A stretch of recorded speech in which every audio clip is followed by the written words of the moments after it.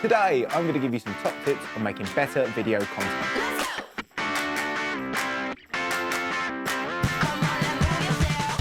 So there are loads of things you can do to make better video content. You can spend thousands on lenses and camera bodies and loads of lighting rigs and gimbals and tripods and whatnot. But there are some really cool ways you can make your video content better. I'm going to give you my top 5 tips on how to make better video content without spending a penny. Spending a penny. Having a week. And the first one is simple. It's educate yourself. There is so much access to great content to learn video production and filmmaking, be it YouTube, online filmmaking courses, Facebook groups, or even ask a question on Twitter. If you were to ask me a question on Twitter, I would more than happily oblige, as long as it's not too personal. When I first decided that I wanted to make filmmaking my full-time job, I consumed so much content. I watched the behind-the-scenes DVD extras on how films were made. I bought every book on Amazon or eBay that had filmmaking in the title. I even watched tutorials on YouTube to improve my skills as I went along. I still do it to this day. A week won't go by where I don't watch a tutorial on YouTube about how to do something.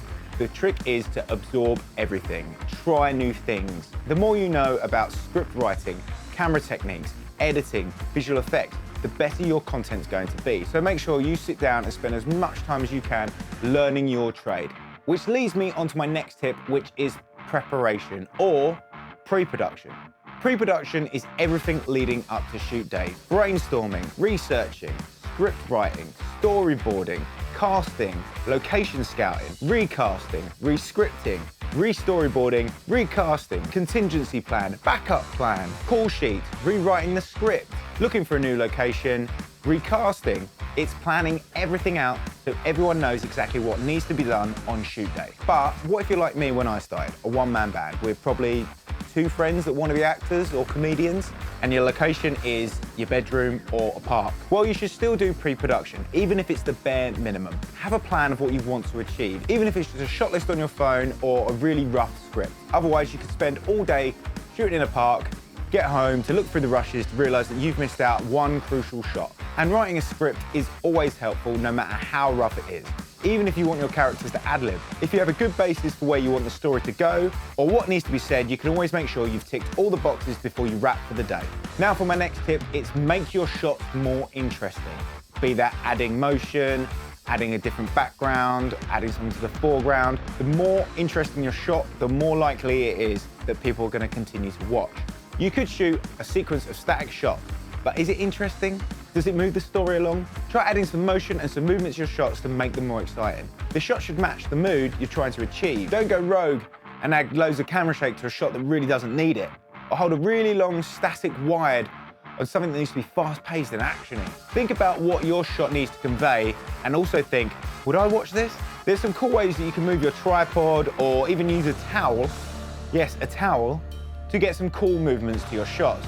You can also add whip pans and tilts to make cool transitions between scenes. My next tip is music and sound effects. Now this is something I've been falling short on, and I'm making a concerted effort to improve on my music beds and my use of sound effects, especially on these YouTube videos. In fact, I think I've used 2 songs on all my previous videos. So from this day forward, I'm going to be improving my music selections and use of sound effects in my videos. I've done that by signing up to Epidemic Sounds. Now there's a link in the description to my referral link, so if you like the music that I've been using from this video forward, check out that link and hopefully it can help you too. So I'm going to be taking my own advice going forward and improving the music and the sound effects in my videos. Now, if you don't want to sign up for a music licensing service like Epidemic Sounds, then there are plenty of places online where you can get free music beds. I'll link some in the description below, or if you know any unsigned bands out there that are willing to let you use their tracks in return for a mention in the video or a link in your video's description, then that may be a good place to start. And if you're looking for free sound effects, there is an amazing website that I've been using for about 10 years now, and it's called freesound.org. Any sound you can think of, someone has recorded it and uploaded it to this website. Also, if you go to premiumbeat.com, there are loads of free resources for filmmakers, including sound effects, visual effects, glitch effects, loads of stuff on there that you can use to improve your video content. You can also search YouTube for specific sound effects. People upload the weirdest sounds to YouTube. And my last tip is lighting. It's always lighting. I talk about lighting in nearly every video I make. It's so important to the filmmaking and video production process. If you don't have access to LED light panels or soft boxes, then there's one massive free resource you can have right now. It's called the sun. Lighting is so important to making good films. This is me standing in a shadowy, unlit room. It looks pretty awful. Now let's look at it when I try and grade it. Now it looks pretty awful, but with a bit more saturation. But what happens if I move closer to a window or a light source? Instantly you can see the difference in the quality of the shot. There's more definition, I'm more 3D, I'm off the background. And look what happens if I bring this shot into DaVinci Resolve to be graded.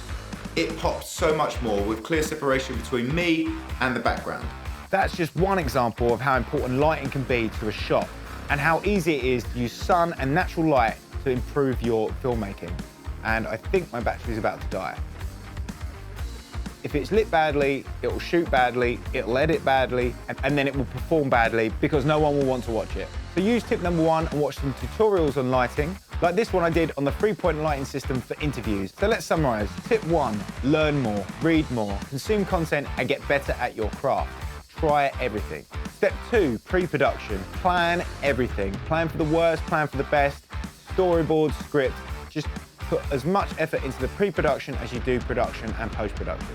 Thirdly, make your shots more interesting, add motion, do cool transitions, try different camera techniques. Don't have camera shake on something that's tranquil and moody and, emotional. Step 4, music and sound. This is something I need to be better at. Find good music sources for your beds and use sound effects where you can. Step 5 is lighting. Lighting is so important. If you haven't got any lighting equipment, use natural light sources, practical lighting like lamps, and find well-lit rooms and well-lit places to shoot in. That's it, my top 5 tips for being a better filmmaker and making better video content. The main thing you can do is shoot stuff. Go out there and use the techniques that you're learning in books and on YouTube. Don't worry what other people think of what you're creating. Go and create. It's the only way you're going to improve. You won't improve if you don't write, shoot, and edit. If this video has helped you in any way, please hit that like button and don't forget to subscribe and hit that bell to be notified of new content. And if you want to be involved in any of the live tutorials that I host on Twitch, head over to twitch.tv/IamBenMills and give that a follow to be notified when I go live. As always, all my links are in the description below. Take care and thanks for watching.